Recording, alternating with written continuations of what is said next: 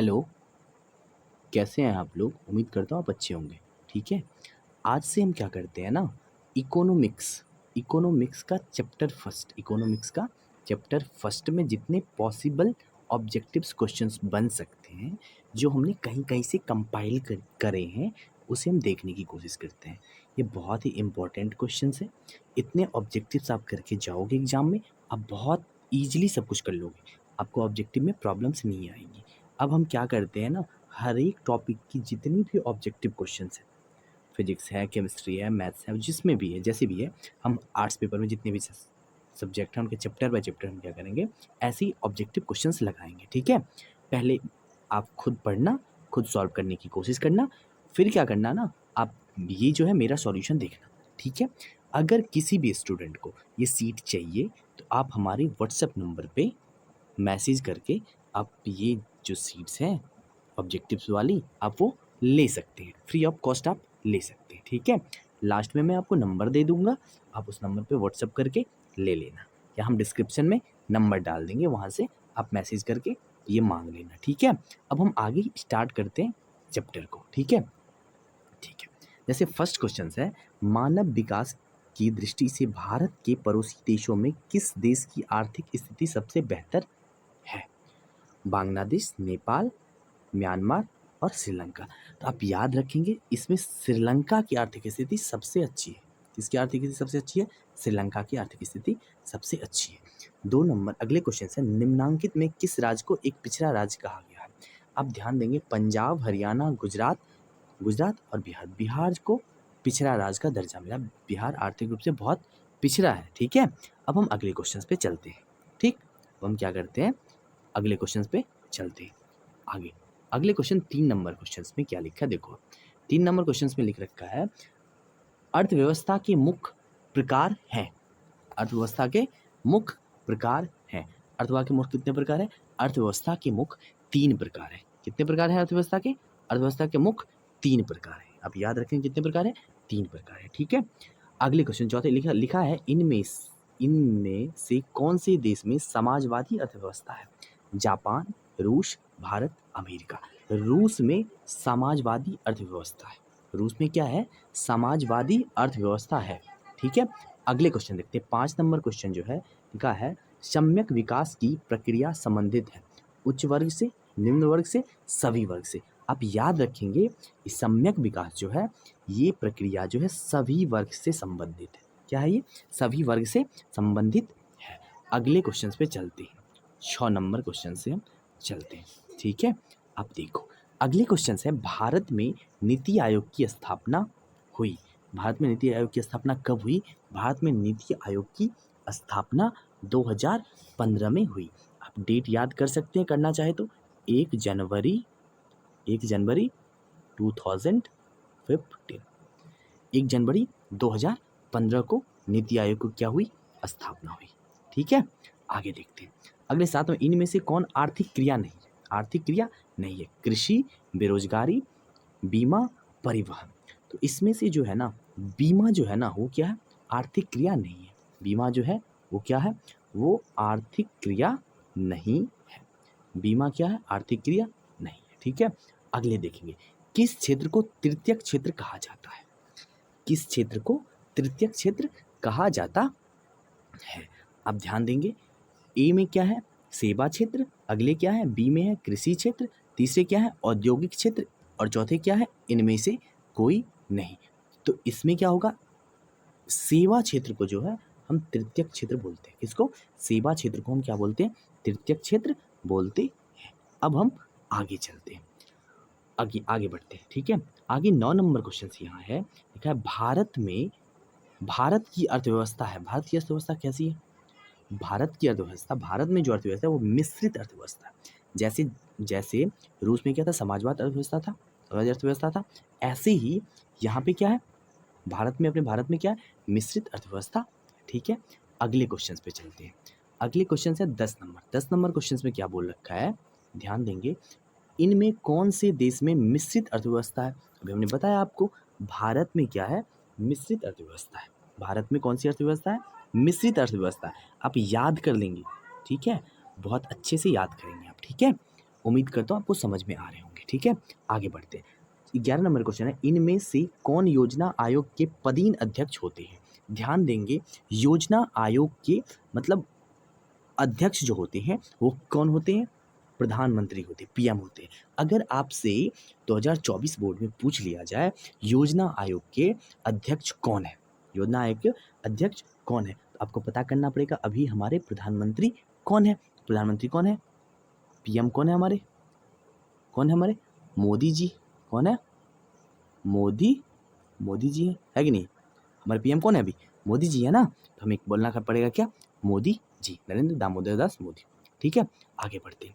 12 number question, आगे question लिख रखा है कि डेबिट कार्ड संबंधित है एटीएम कार्ड प्रणाली से, कोर बैंकिंग प्रणाली से, सी है बैंकिंग प्रणाली से और डी है इनमें से कोई नहीं। ध्यान रखेंगे ये क्या है?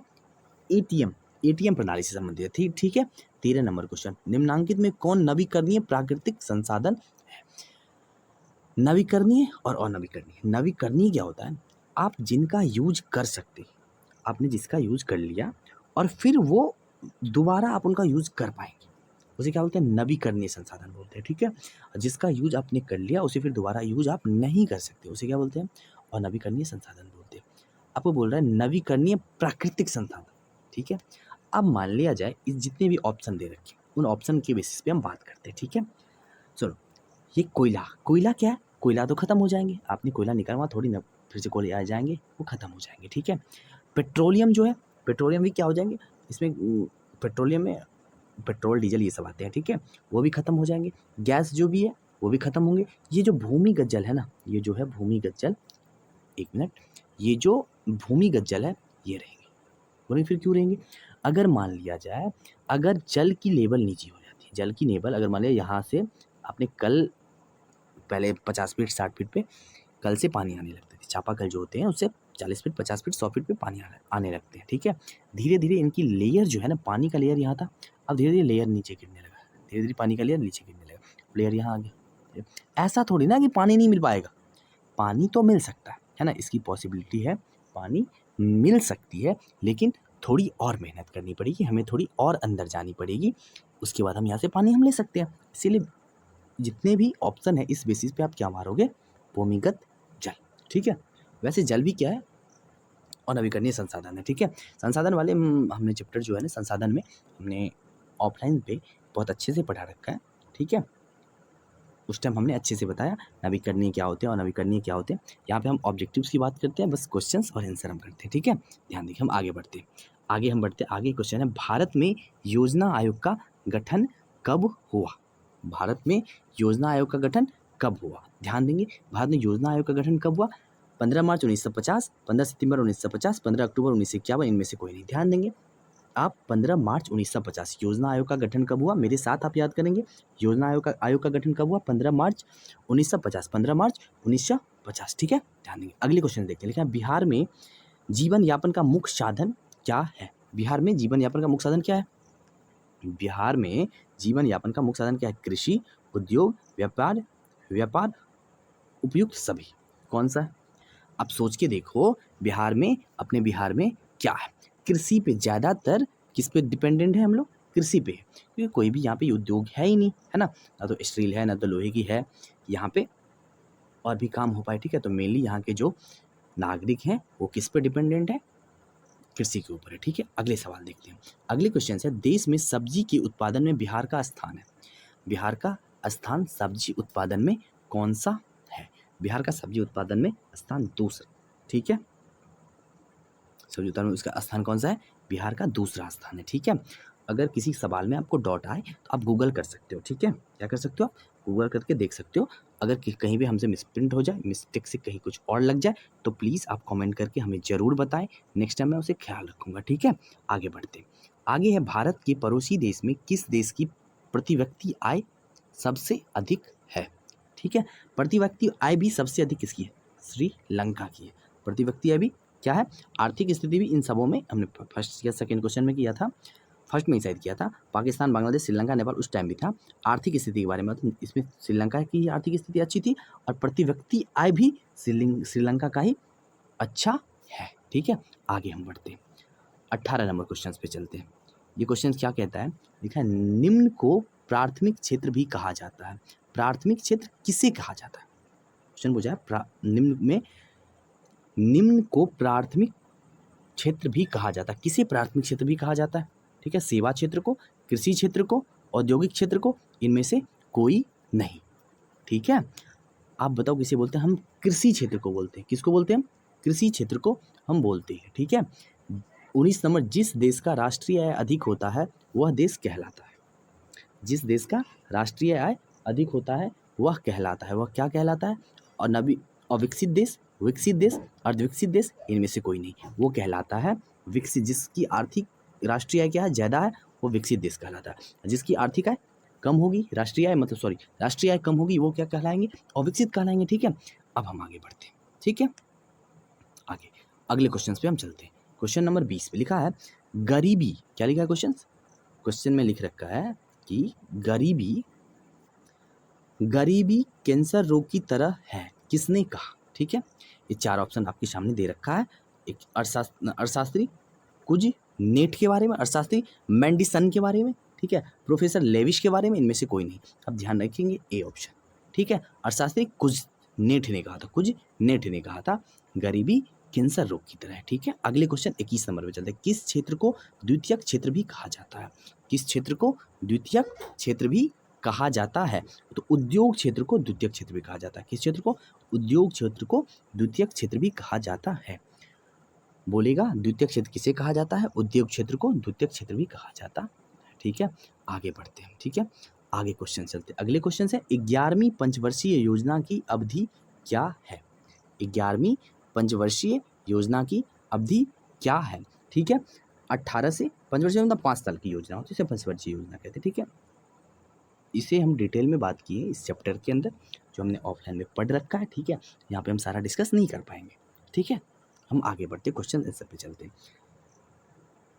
2008 से 13 तक, 2006 से 11 तक, 2009 से 14 तक, 2007 से 12 तक। याद रखेंगे 11वीं है जो है ना, वो 7 से 12 तक चला था। 7 से 12 तक चला था। ठीक है, और 12वीं जो है ना, वो 12 से 17 तक। 12वीं पंचवर्षीय योजना जो है वो 2012 से कहाँ तक चला था? 17 तक चला था। 2012 से 17 तक चला था। ठीक है, आगे हम आगे बढ़ते हैं। ठीक है, अबे सॉरी, मिसप्रिंट हो चुकी है यहाँ पे। ठीक है, क्योंकि जहाँ से हमने क्वेश्चंस लिया वहाँ पे आई थिंक मिस्टेक था, इसीलिए मिस्टेक्स आ गई होंगी। हमने एरर बहुत जगह कोशिश करी फ्री करने की, थोड़ी बहुत रह गई। ठीक है, हम आगे बढ़ते हैं। शायद ही मैंने कुछ क्वेश्चंस जिस वेबसाइट से ली है, आई थिंक उसका नाम था हाई टारगेट करके, ऐसा कुछ नाम था। और कुछ क्वेश्चन हमने खुद डाले हैं। ठीक है, खुद से लिख के हमने डाले हैं। ठीक है, तो कहीं कहीं पे मिस्टेक्स आ सकते हैं, इसीलिए आप उसे इग्नोर करके बस क्वेश्चंस पे ध्यान देंगे। ठीक है, हम आगे बढ़ते हैं। आगे क्वेश्चंस देखते हैं। अगले हैं आर्थिक विकास का गैर आर्थिक कारक कौन है? प्राकृतिक संसाधन, सामाजिक संस्थाएं, तकनीकी विकास, मानवीय संसाधन, इनमें से कौन है? 23 नंबर क्वेश्चन है, यहाँ पे 13 लिखा गया, आप इसे 23 कर लेंगे। ठीक है, मैं पीडीएफ में सही कर दूंगा। ठीक है, जब आप पीडीएफ में भेजूंगा आपको, सब में आंसर टिक रहेंगे, आंसर ऐसे मार्केबल क्या रहेगा, आप आराम से कर पाओगे। ठीक है, कौन से ऑप्शन हो सकते हैं? प्राकृतिक आर्थिक विकास का गैर आर्थिक कारक कौन है? प्राकृतिक संसाधन, सामाजिक संस्थाएं, तकनीकी विकास और मानवीय संसाधन। ठीक है, ये कौन है? आपको सामाजिक संस्थाएं, कौन सा है? सामाजिक संस्थाएं, आप याद कर लेंगे। ठीक है, अब आगे बढ़ते हैं। अगले क्वेश्चन है जीवन की भौतिक गुणवत्ता का सूचक है। जीवन की भौतिक गुणवत्ता का सूचक है जीवन प्रत्याशा, शिशु मृत्यु दर, मौलिक साक्षरता, ये सभी। तो इनमें कौन हो जाएंगे? ये सभी। ठीक है, 25 नंबर क्वेश्चन पे चलते। लिखा है अत्यधिक जनसंख्या वृद्धि से आर्थिक विकास की गति। अब जनसंख्या बढ़ जाएगा तो क्या होगा? सब कुछ में विकास में क्या कमी आएगी, ज़्यादा होगी, समान रहेगी, मंद हो जाएगी? कुछ भी नहीं होगा, मंद हो जाएगी। ध्यान देंगे, क्या हो जाएगा? मंद हो जाएगा। ठीक है, कम हो जाएंगी ना। ठीक है, हम आगे बढ़ते हैं, अगले क्वेश्चन पे चलते हैं। अगले जो क्वेश्चन है वो है एक अर्थव्यवस्था का सृजन होता है। अर्थव्यवस्था का सृजन होता है। ठीक, 26 नंबर क्वेश्चन में क्या है? एक अर्थव्यवस्था का सृजन होता है प्राकृतिक संसाधनों से, भौतिक संसाधनों से, मानवीय संसाधनों से, इनमें से सभी। ये क्या होंगे? इनमें हो जाएंगे इनमें से सभी। 26 नंबर में क्या हो जाएंगे? इनमें से सभी। अगले चलते हैं, राष्ट्रीय विकास परिषद का गठन हुआ था। राष्ट्रीय विकास परिषद का गठन कब हुआ था? 1952 ईस्वी में हुआ था। आप याद कर लेंगे, ठीक है, आपको याद करना पड़ेगा। आपके एग्जाम में डिट्टो का डिट्टो ऐसे ही आएंगे, आप परेशान ना हो। अब बस मैं जो पढ़ा रहा हूँ आप अच्छे से पढ़ें, ठीक है। हमारे पीडीएफ ले लें आप, ठीक है, और उसे आप रिवीजन, बार बार रिवीजन करिए। आप बहुत अच्छे रिजल्ट के साथ बहुत अच्छे नंबर से लाओगे, ठीक है। अब ध्यान देंगे, 28 नंबर क्वेश्चन से लिखा है, किस अर्थव्यवस्था में उत्पादन के साधनों पर किसी व्यक्ति या निजी संस्था का अधिकार होता है? कौन सा संसाधन पे किसी व्यक्ति या निजी किसी संस्था का अधिकार होता है? पूंजीवादी अर्थव्यवस्था। किसमें? पूंजीवादी अर्थव्यवस्था में ऐसा होता है, ठीक है। कल भारत की प्रथम पंचवर्षीय योजना का कार्यकाल था। भारत की पहली पंचवर्षीय योजना कब आई थी? उसकी कार्यकाल कब थी? मतलब 5 साल की थी। 50 से 55, 51 से 56, 52 से 57 और 1954 से 1959 तक, ठीक है। आपको बता दें 1951 से 1956 तक, 1951 से 1956 पहला योजना, पंचवर्षीय योजना आया था, ठीक है। अगले क्वेश्चन पे चलते हैं। एक समाजवादी अर्थव्यवस्था में सर्वाधिक बल दिया जाता है। एक समाजवादी अर्थव्यवस्था में सर्वाधिक बल किस पर दिया जाता है? आर्थिक स्वतंत्रता पर, अधिकतम लाभ अर्जित करने पर, उत्पादन कुशलता पर और लोक कल्याण पर। इनमें से कौन होगा? ठीक है, लोक कल्याण पर ज़्यादा ध्यान दिया जाता है, ठीक है। इसमें क्या दिया जाता है? लोक कल्याण पे ज़्यादा ध्यान दिया जाता है। अगले क्वेश्चन में चलते हैं। लिखा 31 नंबर क्वेश्चन में, निम्नलिखित में कौन मिश्रित अर्थव्यवस्था की विशेषताएं हैं? निजी क्षेत्र और सार्वजनिक क्षेत्र। ये जो है निजी क्षेत्र और सार्वजनिक क्षेत्र जो है ना, ये क्या आते हैं? मिश्रित अर्थव्यवस्था के अंतर्गत आते हैं। ये दोनों भी आते हैं, ठीक है। आंसर के ये भी होंगे, ये भी होंगे। ऑप्शन में दे रखा है ए और बी दोनों। हम ये ऑप्शन सी हम क्या करेंगे? टिक करेंगे, ठीक है। अगले क्वेश्चन चलते हैं। बिहार एक राज्य है, उद्योग प्रधान, पशुपालन प्रधान, खनिज प्रधान और कृषि प्रधान। बिहार कौन सा है? अभी हमने पीछे पढ़ रखा है। बिहार कौन सा है? कृषि प्रधान, क्योंकि अधिकतर यहाँ की जनसंख्या किस पे डिपेंडेंट है? कृषि के ऊपर डिपेंडेंट है, ठीक है। आगे बढ़ते हैं। आगे लिखा है स्वतंत्रता प्राप्ति के बाद भारत का मुख्य आर्थिक उद्देश्य है तीव्र आर्थिक विकास, उत्पादक रोजगार सृजन, निर्धनता निवारण और उपयुक्त सभी। आपको क्या लगते हैं? आप बताओ। तीव्र आर्थिक विकास सब चाहते थे, उत्पादन रोजगार भी सब चाहते थे, है ना, आज़ादी के बाद। निर्धनता निवारण वो भी चाहते थे। तो क्या होगा option? Option number D is the right answer. D is the right answer. आगे बढ़ते हैं। आगे क्वेश्चन है, बिहार के आर्थिक पिछड़ेपन का प्रमुख कारण है जनसंख्या में तीव्र वृद्धि, कृषि पर अत्यधिक जनभार, बाढ़ एवं सूखा का प्रकोप, उपयुक्त सभी। जनसंख्या भी ज़्यादा है यहाँ पे, ठीक है। ज़्यादातर इंसान किस पर डिपेंडेंट है? कृषि के ऊपर डिपेंडेंट है। और बाढ़ सूखा भी यहाँ पे बहुत परेशानी करती है ना, इसलिए कौन सा ऑप्शन सही हो जाएंगे? ऑप्शन नंबर डी, उपयुक्त सभी। आज की क्लास का last question 35 number question. 35 question हम आज करते हैं और 32-35 क्वेश्चन 32 35 क्वेश्चन 32 35 क्वेश्चन हम कल करेंगे, ठीक है। 2 पार्ट में हम इस ऑब्जेक्ट को ख़त्म करेंगे, ठीक है। एक दिन में ज़्यादा हो जाएंगे, टाइम ज़्यादा लगेंगे आपको। छोटे छोटे शॉर्ट्स में हम करते हैं इसे, ठीक है, क्योंकि आप जल्दी कर पाओगे और अच्छे से रिवीजन भी कर पाओगे, ठीक है। 35 नंबर क्वेश्चन में है, आर्थिक विकास की माप के लिए सबसे उपयुक्त सूचकांक है?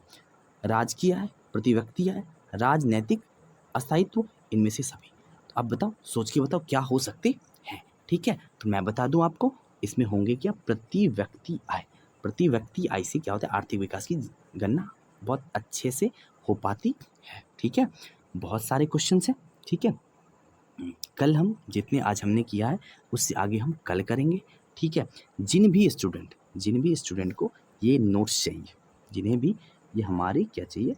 नोट्स चाहिए, आप नंबर नोट कर लेंगे। व्हाट्सअप नंबर है, आपको कॉल नहीं लग पाएंगे, शायद नहीं लग पाएंगे। आप व्हाट्सअप कर सकते हो 7631039286। ये हमारे व्हाट्सएप नंबर है, आप इस पर हमें मैसेज कर सकते हैं अगर आपको ये नोट्स चाहिए तो, ठीक है। बस नोट्स के लिए प्लीज़ मैसेज करना आप, ठीक है। ठीक, उम्मीद करता हूँ आप अच्छे से समझ रहे होंगे। ये इकोनॉमिक्स चैप्टर फर्स्ट के थे। फिर आपको ये चैप्टर ख़त्म हो जाएंगे, फिर आपको हिस्ट्री चैप्टर फर्स्ट के आएंगे, ठीक है। ऐसे करके फिर मैं सेकंड लूँगा, फिर मैं हिस्ट्री के में सेकंड लूँगा। ऐसे ऐसे करके पैरेलली मैं एक प्लेलिस्ट बना दूँगा जिससे आपको ढूंढने में मदद हो और जल्दी जल्दी आप ढूंढ लो और जल्दी से आप काम कर पाओ अपने, ठीक है। आपको अगर वीडियो हमारी अच्छी लगती है आपको लगते हैं कि आपके लिए हेल्पफुल है तो प्लीज़ आप इसे शेयर करें अपने दोस्तों के साथ।